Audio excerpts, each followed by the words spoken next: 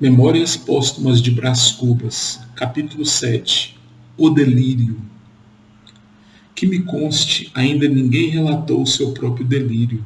Faço-o eu, e a ciência mo agradecerá. Se o leitor não é dado à contemplação destes fenômenos mentais, pode saltar o capítulo, vá direito à narração. Mas por menos curioso que seja, sempre lhe digo que é interessante saber o que se passou na minha cabeça durante uns 20 a 30 minutos. Primeiramente, tomei a figura de um barbeiro chinês, bojudo, destro, escanhoando um mandarim que me pagava o trabalho com beliscões e confeitos, caprichos de mandarim.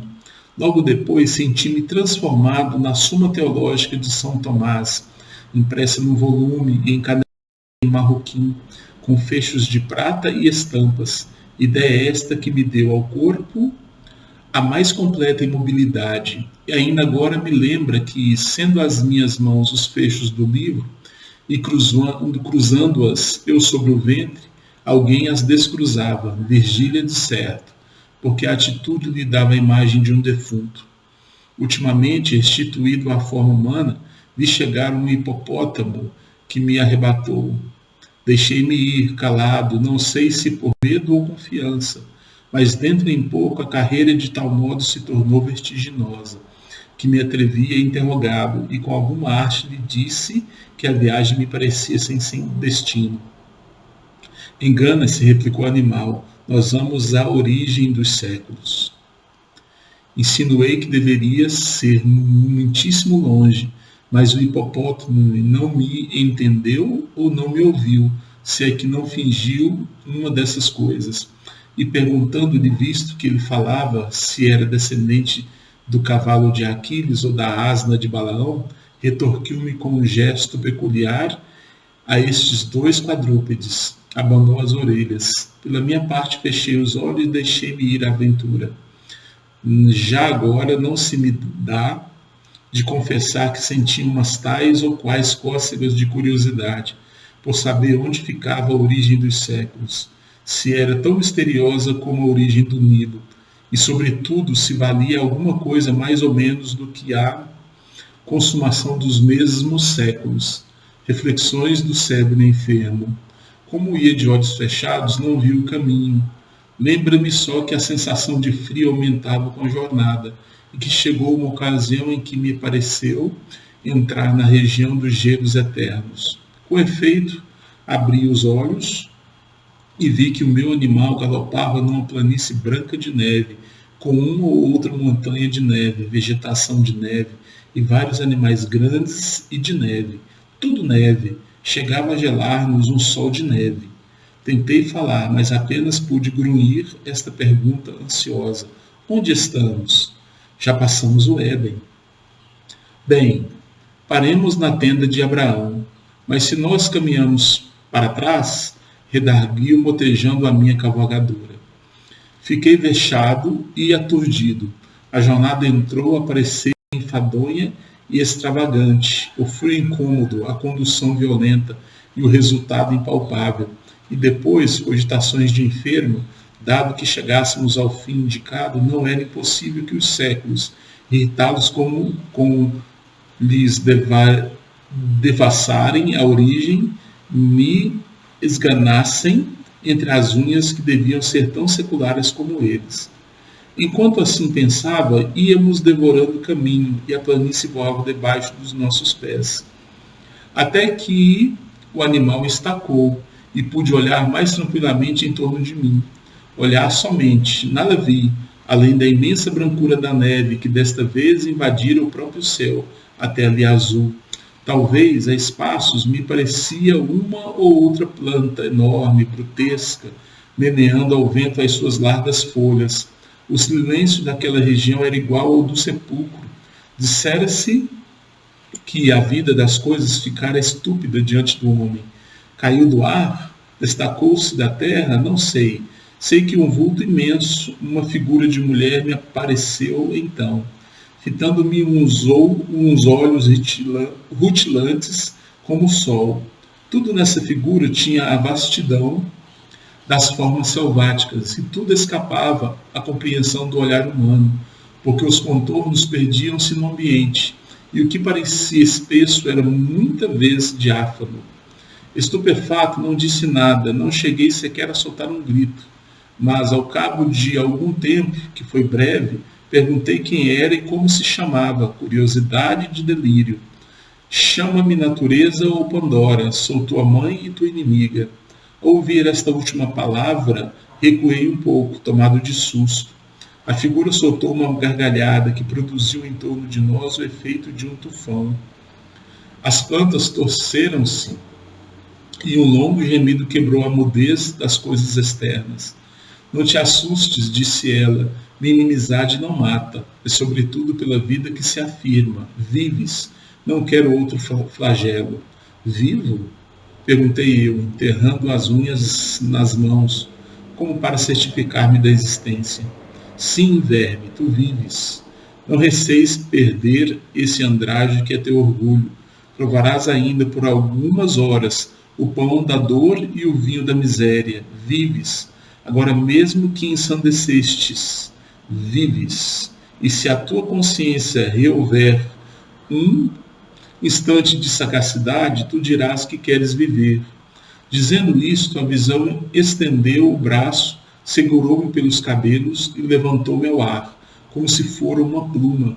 Só então pude ver-me de perto o rosto, que era enorme, nada mais quieto, nenhuma contorção violenta, nenhuma expressão de ódio ou ferocidade. A feição única, geral, completa, era da imparcialidade egoísta e da eterna sudez, a da vontade imóvel.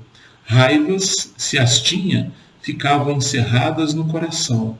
Ao mesmo tempo, nesse rosto de expressão glacial, havia um ar de juventude, mescla de força e vício, diante do qual me sentia eu a mais débil e decrépito dos seres. Entendeste-me? Disse ela no fim de algum tempo de mútua contemplação.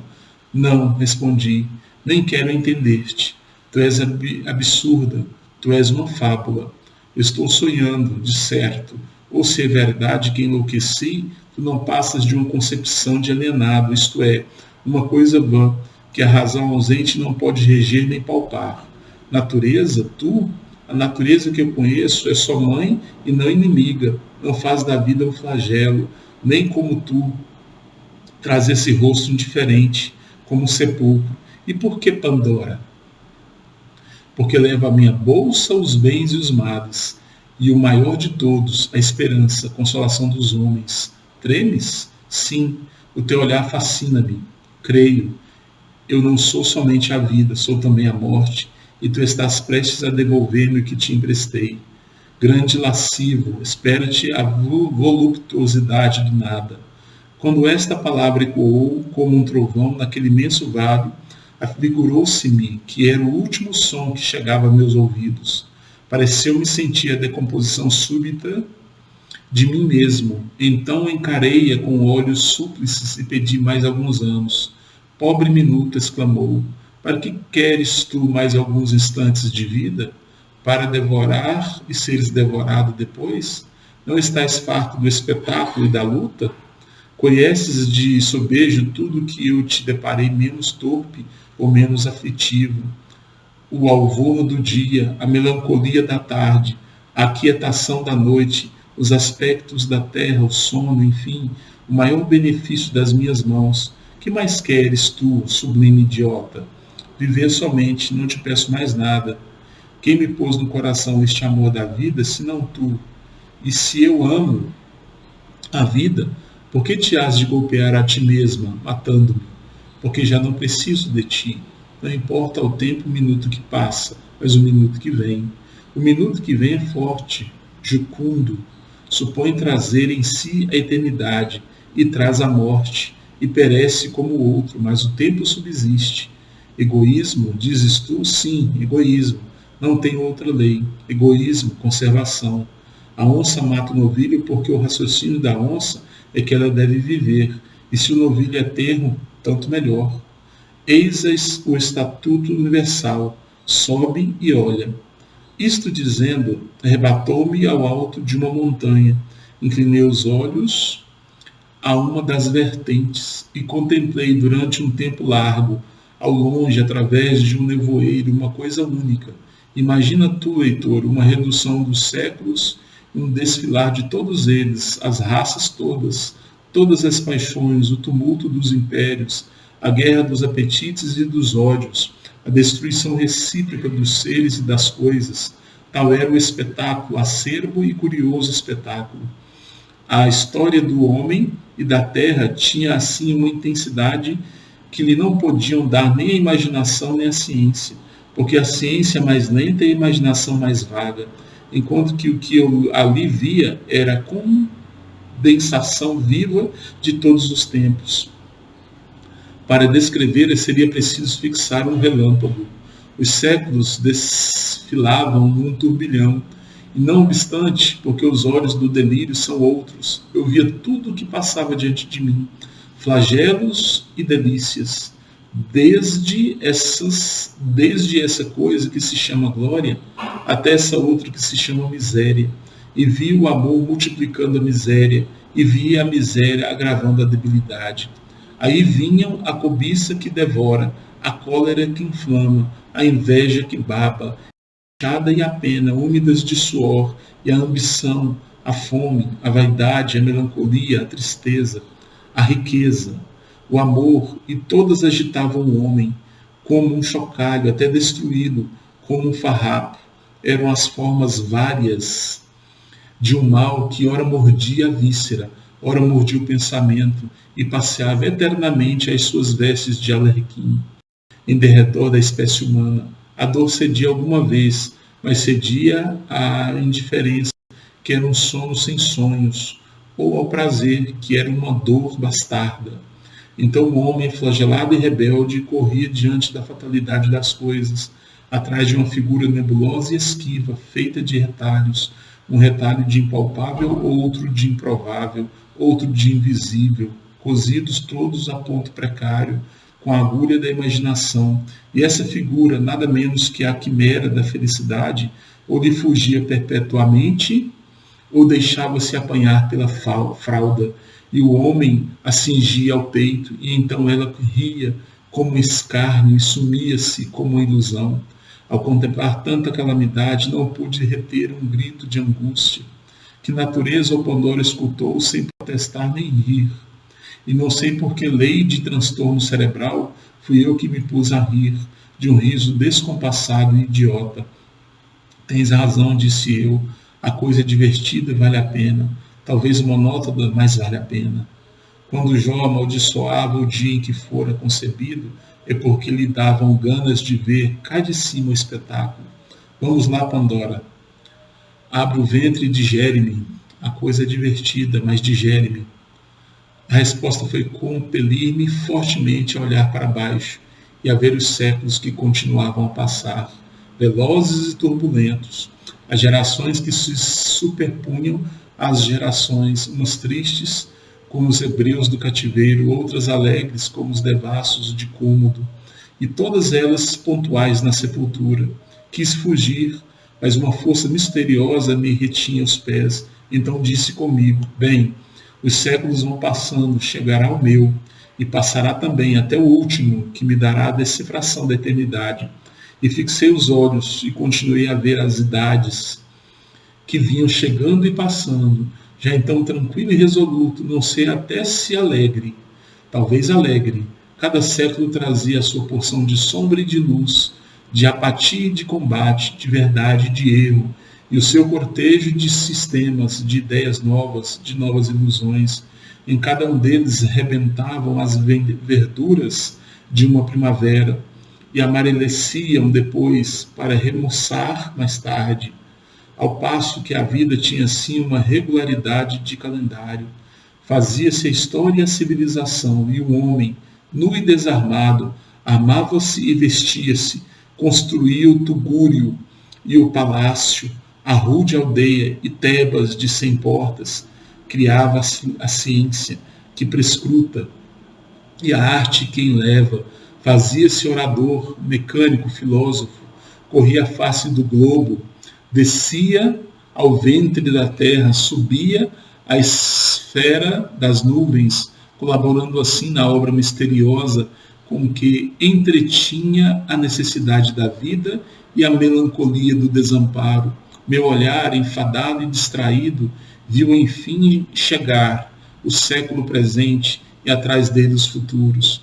Aquele vinha ágil, destro, vibrante, cheio de si, um pouco difuso, audaz, sabedor, mas ao cabo tão miserável como os primeiros. E assim passou e assim passaram os outros, com a mesma rapidez e igual monotonia. Redobrei de atenção, fitei a vista e enfim ver o último. Mas então já a rapidez da marcha era tal que escapava a toda compreensão. Ao pé dela o relâmpago seria um século. Talvez por isso entraram os objetos a trancarem-se. Uns cresceram, outros minguaram, outros perderam-se no ambiente. Um nevoeiro cobriu tudo, menos o hipopótamo que ali me trouxera, e que, aliás, começou a diminuir, até ficar do tamanho de um gato. Era efetivamente um gato. Encarei-o bem, era o meu gato sultão, que brincava à porta da alcova como uma bola de papel. Muito obrigado e até amanhã.